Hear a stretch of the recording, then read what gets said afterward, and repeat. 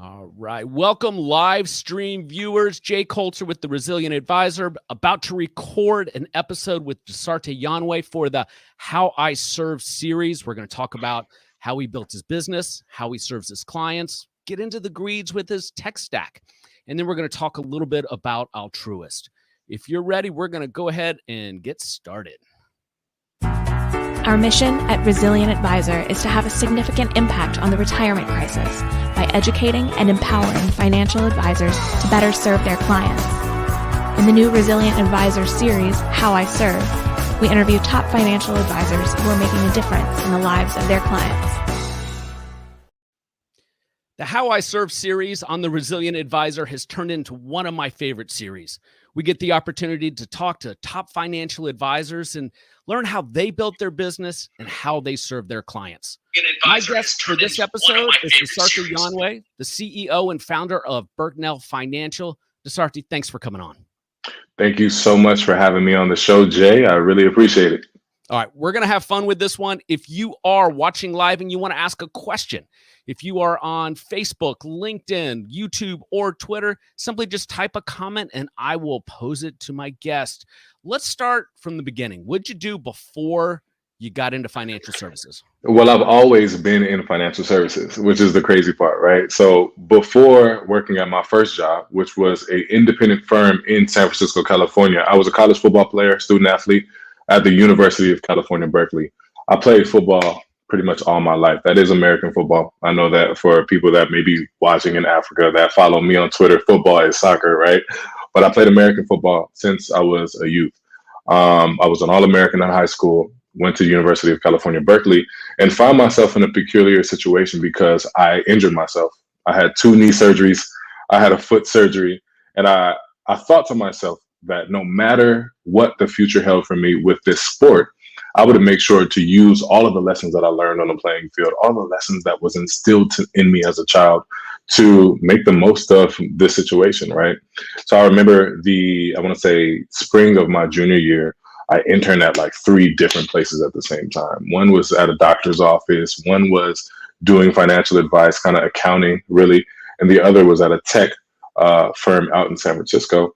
Had an affinity for planning, but never really thought anything of it. And upon leaving school and deciding not to come back for my 5th year, which was actually the year that Jared Goff came into Cal Berkeley, I got a job that was 2000, and I graduated in 13, so he came 2014, which was the following year. I got into this firm and my life changed because at that firm, I saw that I missed out on like imperative conversations that I should have or, that would have changed the trajectory of how I viewed money, right? So it was like a cheat code. Like these families had this cheat code that was passed down from generation to generation to generation. And I couldn't understand. So I decided to learn as much as I possibly could to give this information to the people whom I thought needed it the most. And that kind of started me down this rabbit hole of being a financial planner. All right. So did you start at a regional, an RIA? What type of firm was it? Oh, no, I worked at a big firm. It was at the time one of the largest independent firms in the world, really. So they had offices in Camas, Washington, in San Mateo, California. They were opening an office in London at the time. I actually contemplated moving to London to work in that office. So it was a really, really, really big independent RIA firm. Still is today. After that, I went to a brokerage. I worked at Edward Jones. I knocked on doors. I did that whole thing. Lots of people have. Lots of people have, right? Started there, got licensed there. Go ahead. Before you move on from Edward Jones, some of the top financial advisors I know started there. And I think there's something that people learn when they're at Edward Jones that really helps them on the other side. What did you take away from your Edward Jones experience? That's a good question because I had 3 kind of experiences before starting my firm. The first was at an independent firm, the second at Edward Jones, and then I went to the bank, right? So let's just start with the first. At the independent firm, I learned about the power of independence. What that means is you have the autonomy to do things your way. You can create your own investment philosophy. You get to do your own marketing. You get to speak to a specific client demographic if you're trying to niche in a particular demographic. The power of independence is one of the best things that an advisor can have if they're trying to build a business their way. Now, going to Edward Jones was interesting because they really taught me how to humanize financial advice. It's just you. It's something that they call somebody that they call a branch office administrator, and you guys are together trying to build a business. So you're across the table and you have to be human with these people who are coming in from your local community, right? And pouring out their hearts to you as it pertains to their financial concerns, their family history, their fears, their successes, and everything in between. So at Edward Jones, I feel like it taught me resilience. It gave me thick skin. I knocked on doors in the snow in Chevy Chase, Maryland. I did it all. But at the end of the day, I think the biggest lesson was to go to your client and humanize the advice. Mm-hmm. Definitely thick skin when you go through the Edward Jones program. Now, why Chevy Chase, Maryland, when you're a West Coast kid, it sounds like? I was 23 at the time. So one, I was down for the adventure. Two, I thought that the DC area was just thriving with young professionals, right? That I felt like I could speak to directly. And they had a good balance of, suburbs on the outside, Chevy Chase, Friendship Heights, Bowie, Maryland, if you go further out, Montgomery County. And I thought this place was rich with underrepresented professionals. And I thought that was a demographic that I really wanted to bring this memo or these cheat codes to. So I thought DC was the perfect opportunity, one, for me to perfect my craft, but two, have a good blend of potential clients that I could work with, from young professionals all the way to growing families in the surrounding area. Okay. So then from Edward Jones to the bank, how long were you? Yeah, I was at the bank for maybe about a year or so. And from the bank, I learned very important lessons just about the business of finance, right? There's business involved. So while I came into the industry, I can't speak for everybody, but I came into the industry with a heart for servant leadership, which meant that I was going to, one, be a servant to my clients, but two, be a leader and like a active person that was doing the things that I was recommending to my clients, right? So if I'm telling you to do this, I was going to be the living proof that I'm doing it too. And that's what I consider servant leadership. But there's a business aspect of doing that as well, right? You have to make money to keep the lights on.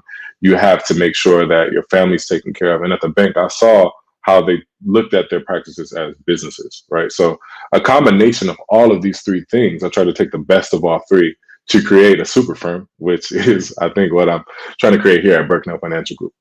Excellent. Before we get into that, our longtime guest, Tyrone Ross, shouting out to you here for being on the show. Tyrone, what's up, Tyrone? Man? All right. So the path to independence, like you had a rich history beforehand, lots of good experience. Tell us about your decision to go independent and then what that experience was like. So now that I'm able to reflect, and I say I'm able to reflect now on independence, is because when you're in the grind, when you're going at it day to day, right? It is so hard to think beyond your next client.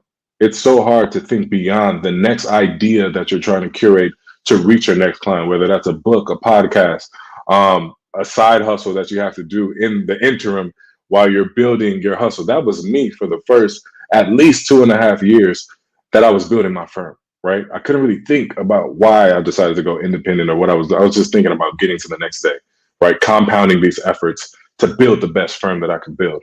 So when that was done, and at this point, I built my firm for 3 reasons. The first reason was because I believe that financial advice was not given to people that needed it, right? And I think that a lot of firms are built on this notion of solving a problem. And the problem that I wanted to solve was why couldn't I work with my mom because she didn't have an account that was $2 million? Like I needed to know the answer to that question. Where could she go, right? Why is it that underrepresented communities aren't getting the information that could change their financial trajectory, probably not in one lifetime, but maybe 2, maybe 3, right? As they continue to accumulate wealth and transfer it. Why was that the case? So the first reason for me was I wanted to serve. The second reason was necessity. I didn't think that there was a firm that existed for me to do just that, like serve in a very authentic way and to speak and work with the clients that I wanted to work with. So it was out of necessity. I had to just create a seat because there were no seats at other firms for me to do this thing. And I tried it. As I mentioned before, I worked at an independent RIA. I worked at a brokerage, and then I went to the bank. I felt like if I was to go to another firm, it would have been more of the same, right? And I didn't want more of the same. And number three, which is probably, the most heartbreaking yet the most motivating reason for me, is that my brother in 2015 passed away. He actually came to America, was a refugee of the Civil War in Liberia, where I'm from. Liberia Independence Day is Monday, so shout out to any Liberians that are watching the podcast. But he came, he was undiagnosed with a condition. He passed away. He was 26 years old. At the time, I was 24. And when you think about time, and I talk to my clients about this a lot, I talk to them as it pertains to building their wealth and how important time is. We only have one shot at this thing. So literally anything that you want to do, plan for it and do it, because you have one life to live. And I thought about it like I didn't want to have any regrets. I didn't want to think 20 years from now, why didn't I start that firm? Why didn't I at least take a chance to do something that was on my heart, right? So it was really just those three things again. I wanted to serve. It was out of necessity, and I wanted to just make the most of my time and seeing how finite our time really is. Well, that's a heck of a North Star, and purpose and passion help you get through the tough, lean years when you start a business, as every entrepreneur knows. What about the actual specifics of your firm as you were building it? So you had this great mission, but you needed a platform to execute on it. What did that look like in the beginning? Yeah. So that's a great question. And I think that for me, I tried, failed, tried again. And I think it's important for advisors that are watching or that are listening, right, to know that you're going to go through this process of exploration when you're building your firm, especially if you're an emerging advisor with not bringing any assets, right? You're going to have to figure out what works for you. And that's exactly what I did. So when I first came out, I took the model of the bank and I tried to implement that into my practice. It did not work, right? So I was charging people with not that much money, right? Mm-hmm. A standard 1% fee didn't make any sense. What is $10,000 going to do on a 1%? It didn't make economic sense.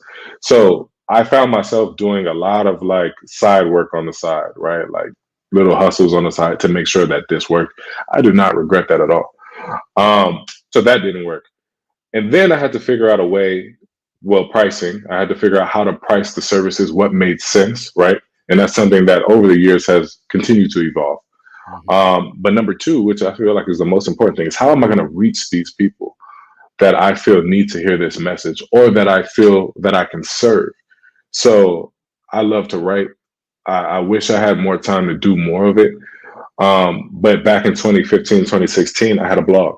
And on this blog, I would just answer the questions that I knew a lot of DC young professionals had at the time. So that was experiment number one. I had maybe a collection of 50 to 100, let's say, blogs that I had written over, say, a 1 year time span. So I'm cranking out content every day. That was number one. Number two, I arranged like these happy hours for DC professionals to go. I think I heard a wild stat one year that DC was the second city that consumes the most alcohol to Las Vegas or something like that. So I'm like, hey, if that's what you want to do, let's have a young professionals happy hour and we can all gather here. So I ran maybe one a quarter for a year. So all these young professionals that were working at places like Deloitte, working in the US government, right? All of these different kind of sectors in DC would come to these happy hours, and at minimum, I would make a new friend. On the high side, I would make a new client. I took these collection of blogs that turned into my first book, Dating Benji, right? I began to get more, I guess, notoriety from that book, and then the rest was kind of history after that. All right, so I want to go into that first book for a minute because a lot of advisors struggle with this concept of writing their first book, and it's just such a powerful tool to get your message out there. But that when you first went independent, what platform were you using? Were you on Schwab, TD? That's a good question. When I first went independent, and this is something that I hope that we can fix as a industry. When I first went independent, I actually used a small custodian called Shareholder Services Group at the time. They were like, look, we don't have any minimums. All you have to do is give us a check of this amount to, put in your master account. We'll do the background check. We'll do all that stuff. And if it all checks out, you can hold your clients on this firm. I did go to Schwab. I did go to TD. I did go to all these firms, Fidelity. But as you know, the minimums to be on those platforms are north of $10 million on the low side. Mm-hmm. And while my book of business from Edward Jones and at the bank I have over $10 million. You know how it goes with non-compete clauses and all these different disclosures that you have to sign. So my mentality was I was not going to bring any clients over from these places to start my business. Now, some advisors do, and they'll have a different situation, but I started with Shareholder Service Group, who clears through Pershing. Okay. And, later we're going to talk a little bit about Altruist and how they're helping solve that problem. But let's go back to your book. So you said you enjoy writing. A lot of advisors do enjoy writing. They get to the independent side and they realize they have this freedom to get out there and share the message. What was the process you went through to write the book? Yeah. So as I mentioned before, I was writing blogs, right? I was writing blogs, and I had a bunch of content from the blogs that I could kind of draw on, and I repurposed it pretty much into a book. Okay. At the time, though, I was in DC again, meeting a lot of young professionals, actively listening to their concerns and their pain points. And the book, Dating Benji, Straight Talk on Improving Your Relationship with Money, was pretty much data that I collected from these individuals that I was meeting. So the way Dating Benji worked, it was a relationship with money. Benji is a $100 bill. We all have a relationship with money, right? And I created almost different personality types, right? Or horoscopes for different people and how they view their money. The saver, the big spender, the risk taker, right? Mm-hmm. And I created to-dos or things that these different personalities could do if you resonate with them, right? So that was my introduction into saying, hey, everybody has a different money type, just like they have a different DNA or blood type or whatever the case is. If this is you, this is what you should probably be doing to improve your financial circumstance. But I have to say it was a lot of collection through the people that I was meeting, right? And some of the questions that they had, just observing. And then I took from those blogs to say, hey, this is what you can do. So for me, being an avid writer, it was an easy process, but I can see how advisors struggle with the idea of creating content. Yeah, that's the James Altucher model of taking a series of blog posts, putting them together in a book. Did you self-publish or did you take it to a house? So I self-published that book. And fortunately, we live in the era where you can pretty much do everything yourself, right? Oh, so it's something to be said, and I'm going to just stop right there. It's something to be said about the man that has nothing. Because the type of energy that I had when I was 23 with nothing is, I can't even, sometimes I think back, like, how did I do that? Right. But I self-published that book. I did it through Amazon Web Services. As you know, you can self-publish. They'll print the book out for you. They'll Kindle it for you if you put it in that format. Everything was there. I set the price myself. Now, that was the first book. I market this book aggressively. So I was on Twitter. I was on Facebook. I was on Instagram at the time. I was on LinkedIn saying, Dating Benji, Straight Talk on Improving Your Relationship with Money will help you get a better understanding of who you are as a investor, who you are as an individual, right? That book cleared Amazon top 100 for money management books. So, I mean, if you know anything about books and how it works, classic books are always going to be in the top 10. Big names, influencers are always going to be in the top 50. So once you get to that top 50, you're seeing names like Susie Orman, Tony Robbins, right? Dave Ramsey. They're all in that kind of top 50 kind of area. I got to at its peak, I got to 50, 52 or something with Dating Benji. And it was upon that happening that different publishing houses reached out to me to publish a book through their house. And that's how the second book was formed. Awesome. But before we move to the second book, I just want listeners and viewers to know all my books are self-published through Amazon. They're not even very good books, but they're not easy. Writing a book is not easy. But anybody can publish and self-publish books. If they're full of value and they can help your clients, they're just as valuable to your business. Very rarely do I pick up a client now that doesn't say, Jay, I was reading XYZ book of yours. So they're really, really impactful marketing tools that are worth the grind. Even if you don't reach the status, Dasarte, that your book did of getting into the top 50, they're great tools for helping change the lives of your clients. And then when you do have success like you did, then the houses come calling. So what was that like? Yeah, first, I want to just comment on what you said. They're great marketing tools, right? So I use Dating Benji as my business card as I went out and about in DC. Like, hey, I'm Dasarte. I just started a firm. In my mind, I'm thinking to myself, like, I don't really know what I'm doing, but I know that I'm going to keep doing it, right? Here's a book, right, that'll help you regardless. If you don't like it, toss it. But if you do find something of value from it, feel free to give me a call. And that's the way I began to begin my business and build relationships in DC that I still have today. Now, your question was about publishing houses, right? Yeah, the second book and your experience with the house. Second book and the experience with the house was different, right? Because again, a publishing house is a business. They're looking at marketability of your book, how to title your book, right? Who are you going to sell it to, right? How many book sales do you need? So there was a business aspect of it. There's a lot of layers to kind of get it published, but I had a great support team at Berknell to get it published. And I think that it just made the writing clearer, right? It made it precise. It really made it succinct and to the point. And I think for the book that I wrote, Young Money, right? It made that book a lot better for the general public. Had a phenomenal experience. And if you do have an opportunity to write through a publishing house, I think it's worth at least the exploration and the conversation. Excellent. And remind me, you have a third book in the market now as well, right? Yeah, Pay Me in Equity. We're actually revising Pay Me in Equity, and we're going to make a second edition. But Pay Me in Equity is all about equity compensation. And I think one of the biggest keys that I learned through the process of being an advisor, owning my own business, investing in other businesses, has been the simple fact that equity is almost the key or the gateway to building multi-generational wealth. And when we think of equity in the word, we think about it in a traditional sense. We think about it as, compounding interest in your individual account, right? Connected to capital markets. We think about it as growth in the value of your home, right? And that's pretty much where equity stops for most people, right? Hey, I got equities, I hold equities, it's growing, or the value of my house is appreciating. In the book, we expand that definition, right? We say, hey, we have a mental model that we use called the 7 pillars of equity. And it talks about things like health.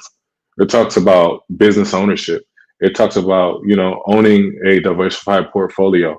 It talks about philanthropy and giving back, right? It talks about all of these different things that to me define what equity is and how that can enhance and improve your experience in life. So Pay Me in Equity, for me, was a catchy title. It actually is derived from a Beyonce song in which she says, "Pay me in equity," right? And I thought that it would be cool. It would be hip for the millennial, particularly in tech, to learn about their RSUs, ISOs, NSOs, and all these different vehicles that are adding to their compensation packages, plus more. So that's one of my favorites. All right, so let's talk about your firm as it sits today. You've had it's grown. Do you have a specific niche? Yeah, so we've recently put our flag in the ground, and we said that we're working with individuals and families who get paid in equity, right? So people who get equity compensation. And the second, I guess, sub niche would be business owners. And I did this because I'm a blend of both. I own my business, right? And that is a way of creating equity for yourself, right? And I'm connected, and I come from a place where a lot of the young professionals and professionals in general are being paid and compensated in equity, right? So a huge part of their total compensation packages will be RSUs, which are restricted stock units, will be different stock options that they can exercise for themselves. And I think this makes for not only a great value being an expert in this, right? But it also makes for a very, deep business relationship with the clients that we serve. And that's been great for us. All right, so this is a stock question for these interviews, and it's about your client journey. So let's go through a thought exercise. Let's say I fit the avatar of that ideal client that you're looking for, and I say, okay, I'm thinking about signing up. Tell me, what am I going to experience? What's the first 90 to 100 days as a client of your firm? 90 to 100 days as a client of my firm. So number one, I think that most of our clients get to us based on viewing, right, or hearing content like this. So it's going to be the Young Money podcast, right, which was a weekly podcast that came out for about 2 years. And now it's transitioned into Pay Me in Equity podcast. So they'll hear something from the podcast, and they'll kind of go on the website and put themselves into our funnel, if you will, right? So that's where the journey begins. So they'll see something, a post, they'll see a blog, they'll listen to a podcast, and they'll come to Berknell Financial Group. I've had people that will come to me 6 months after their first experience with our firm without me noticing, right? They'll say, hey, I work at IBM and I've been listening to your podcast for 6 months. I thought that I would set up an appointment. So that's where it begins. Number one, we'll have what I call an introductory call, right? That introductory call happens. And in this conversation, I'm not talking about money at all. I ask my clients 4 or 5 questions. Number one, how did you hear about us? Typically is some content. Number two, it's what was the catalyst for this conversation, right? Because there's usually a triggering event in which a person feels like they need to get professional help for. So could that be a liquidity event? My company's about to IPO or we just got acquired, right? I've received an inheritance if I'm a young professional. I just want to figure this out, right? I have student loans, whatever your reason is, there was a catalyst for you booking this appointment. So we discussed that. Number three is a question that I used to ask everybody on the Young Money podcast. What does wealth mean to you? Because without knowing that information as a planner, are you truly doing your job? And you want to make sure you're planning to the ideas, the person's idea of wealth. Like, does wealth mean security? Does wealth mean time affluence? Does wealth mean I have the ability to give back? Like, whatever wealth, quote unquote, means to you, I want to make sure that I know. So as we plan, right, we can make sure to factor that into the plan. And then the fourth question is, what are your financial fears? The fifth question is, as an advisor, what can I do to bring value to your financial life? You're going to be spending time, resources, and energy doing a lot of the things that we're asking you to do, right? So I want to make sure that you can go back to somebody and say, like, I really like working with Dasarte and Berknell Financial Group because they do X and Y, right? They do 1 and 2. So those are my 5 questions in that first introductory conversation. Then number 2, I give them, everything that they need to make a sound and educated decision. I typically encourage them to interview other financial advisors because I think that you need to make a well-rounded decision. And if they come back and they say, hey, I want to work with Berknell Financial Group, number 2 is gathering all of the information. I think that's when we get into the data, right? I typically tell folks, like, I can't diagnose without first, or prescribe without first diagnosing. So I send them a share file link. They upload all their documents. I give them credentials to our financial planning software, and then we get into the numbers. It is myself, my associate, our accountant, right? And oftentimes our estate planning service that we utilize, that we go in and we talk about what would be the best recommendations. And this is step number 3, evaluating the data. What would be the best recommendations for this family or for this individual? We go through that, make the recommendations, and step 4 is presentation and implementation.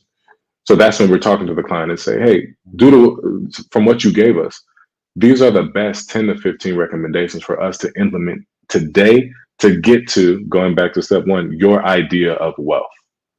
Because you said this is what wealth means to you. And if everything checks out, we begin to implement that. And then we do periodic reviews on at least a quarterly basis, right? So 1 quarter will focus on taxes. The next would be estate planning, investment management, general financial planning. We'll have these conversations to kind of rework the plan and go through it. In the first 90 days, I would say we talk a lot more because there's a lot more setup, right? We're setting up accounts. We're doing all these things, transferring accounts into our firm or into our custody. So that's kind of the initial client journey for a Berknell client. All right, so I want to get into the tech stack and what they experience and what type of UI you are providing them as clients. Ross Marino is tuning in. He's a former guest on the How I Serve series. He's got a great niche himself, but he really is impressed with the niche that you're working with, as I think most people listening, because Dasarte, most people have a hard time niching down, especially advisors who have any type of season to them. So now that you have focused in on this niche, you have a process for onboarding new clients. What is your tech stack and then the client experience through that tech stack? Yeah, I would say I have a very lean tech stack. And I just want to say that for advisors that are building or scaling their businesses, we oftentimes psych ourselves out that another piece of technology is going to be the thing that takes you to the next level. That's not it. That's not what's going to be the thing. First and foremost, our website is designed for the professional that works in tech. So we actually recently redid the website, and it's aesthetically pleasing. If you go to berknell.com, you'll be able to see it. The first thing that you see there is expect the windfall. And I say that because when it comes to equity compensation planning, you have to begin to have these conversations before the liquidity event happens, right? Like, you have to begin to plan for that first. In terms of tech stack, I use Altruist as a custodian. And with their recent technology, that really cuts out a lot of the costs that I may have to incur due to outside stuff. So when you're talking about fee billing, you're talking about performance reporting, you're talking about client onboarding in an efficient way, paperless, and in 2 to 3 minutes, right? ACatch, all of that stuff I can do through Altruist. Now, my tech stack really is a financial planning software. I use Money Guide Pro for the financial planning software. I use AdvicePay to bill my clients that are not getting like the traditional billing methods, right? They're using subscription to pay us, right? So I use AdvicePay. I have Zoom in this age of the pandemic, right? To host my meetings, to even create content. So I do my podcast on Zoom as well. What else do I use? I use Holistiplan to help with tax projections. For some of my clients, I do believe eMoney is trying to create something for tax within that Money Guide Pro investment structure. Wealthbox for client CRM. It's smooth integrations. I have a compliance professional that I utilize as well. But those are like my main kind of things that I use. I use good old Excel for a lot of my investments, right? Yep. But I'm super bare bones. I think that as Berknell kind of broadens and as we scale, right, we're going to go into seeing how we can utilize other technology to bring other advisors on board, perhaps, right? So that's something that I'm going to be exploring in the very near future. So I like your tech stack. So some familiar names in there with my audience. You know, we're big fans of Wealthbox for the simple fact that the user interface is really, really easy to adopt. If you can't adopt Wealthbox, you're not going to be able to adopt any of the other ones. The integrations are great. Holistiplan is something that showed up on the radar for us when I was at the XYPN conference a couple of years ago, and they demoed it. And I thought, this is a game changer for serious advisors that want to serve their clients beyond asset allocation. I'm curious about your Money Guide Pro decision. I find most advisors, especially ones that are breaking away, they've got a choice between eMoney, Right Capital, and Money Guide Pro. And it usually comes down to a personal preference. What made you pick Money Guide Pro? Necessity. So I came out in 2015 as a young advisor who was hungry and just trying to make a way. And the story behind the Money Guide Pro decision was that they inked a partnership with my then custodian, and some of my clients are still there, SSG, Shareholder Services Group, saying that you would get a discounted fee to use Money Guide Pro if you are an SSG user. And I'm like, I need this to plan for my clients. I'm going to use that, right? So it really was, for me, it wasn't something that I thought very deeply into. It was a smart partnership. It was cost effective for me at the time, being a young, growing advisor, and that's what I went with. Now, in terms of just the tech stack and what it offers, I think that it has a pretty nice aesthetic as it pertains to, confidence scores is what they call it, and how you communicate that with your clients. It makes it very easy, but the initial decision to make it was just because it was cost effective, right? It was a deal from my custodian, and it kind of worked out really well. Yeah, I can definitely relate, as a lot of young advisors can relate to that.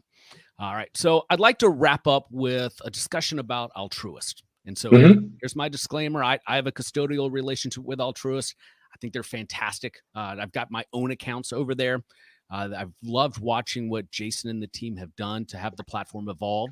You have a role at the firm. I'd like to hear about that, and then why you think Altruist is the right custodian for you and your firm. Yeah. I am the head of community at Altruist. Altruist has a mission to make financial advisor cheaper and more accessible for everybody. So if you think about the journey that I just outlined in this conversation, I was seeking to solve that same question prior to leaving the bank. Why can't I work with my mom? Why does she have to have $2 million in liquid assets for me to onboard her, right?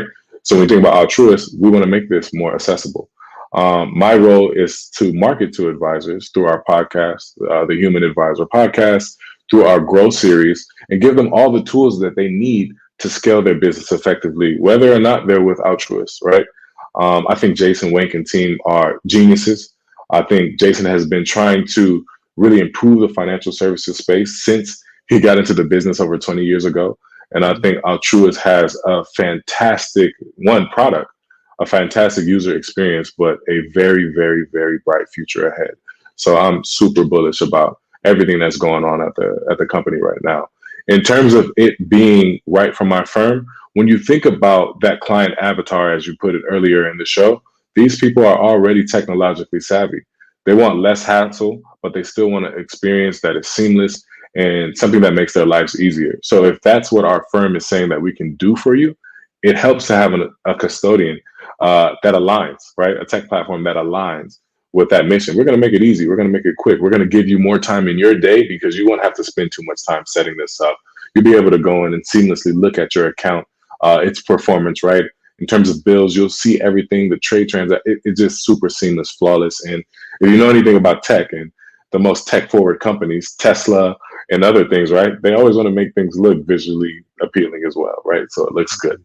So again, Altruist, super bright future ahead. I think the company is just getting started with all of the things that they'll do to revolutionize the space. And I'm excited to be a part of it and also excited to watch. Yeah, I got to tell you, it's been fun to watch, experience a little bit. You know, I work with some breakaway advisors and we do custodian reviews to try to select the right fit. Here's the thing. Altruist isn't just for the startup advisor. Altruist is for somebody that understands the industry is changing quickly. Some of the legacy technology, it's too clunky to really deliver a user experience like people are going to want in the future. And I see Altruist in a lot of tech stacks at some pretty high-end firms in the near future. In addition, I love the trading functionality there. And then the cheapo in me cannot believe the cost structure at Altruist. You're trading commission free. You eliminate the need for some of the clunkier technology out there that charges you, $35 to $60 per account to get portfolio accounting, performance reporting, and billing. So if you're looking for a custodial partner that's very tech forward, I encourage you to check out altruist.com. Dasarte, I really appreciate you coming on the How I Serve show. You've been on a great journey so far. You're a young man. We're going to be able to have another one of these episodes with you here in 5 to 10 years, and it'll be really good to watch how you evolve. Thanks so much for coming on. Thank you. I appreciate it.